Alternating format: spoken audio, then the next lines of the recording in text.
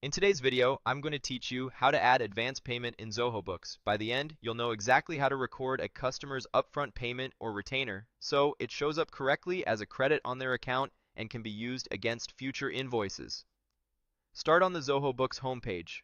Make sure you're in the correct organization if you manage more than one and that you have permission to record customer payments. From the left sidebar, open the Sales section. This is where Zoho Books groups everything related to your quotes, invoices, and customers. Next, head into Customers. You'll see your customer list with their statuses and balances.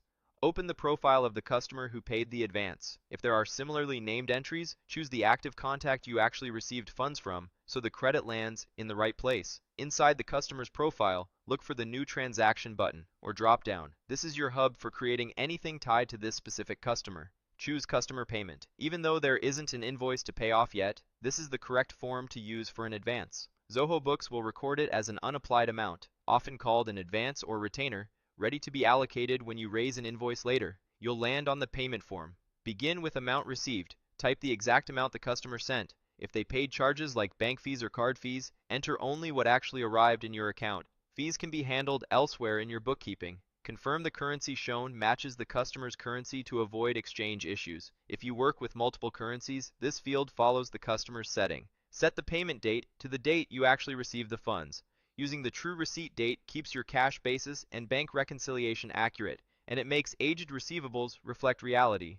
Next, review the payment number. Zoho Books can auto-generate this for you. If you use a custom numbering format, you can adjust it here. Just be consistent so your audit trail stays clean. For payment mode, pick the method the customer used, such as bank transfer, cash, check, or card. This choice helps with reporting and makes it easier to trace the payment later. Then choose Deposit To. Select the bank or cash account where the money landed. If the payment went through a clearing or undeposited funds account first, pick that account. You can move it during your bank reconciliation. Selecting the correct deposit account ensures your balances match your bank statements. Add a reference number if you have one. This could be a bank reference, a transfer ID, a check number, or a transaction code from your payment gateway. Good references save time when you're matching entries during reconciliation or responding to customer queries.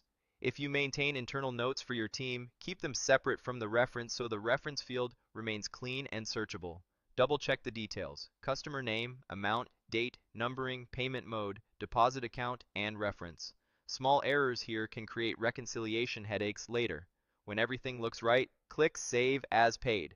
Zoho Books will create a customer payment that's not tied to any invoice yet. You'll see it reflected as an available credit or advance on the customer's account. Later, when you issue an invoice, you can apply this credit directly to reduce the amount due.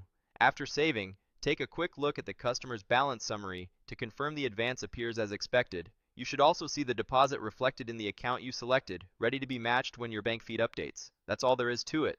Open the customer, record a customer payment with the correct details, and save it.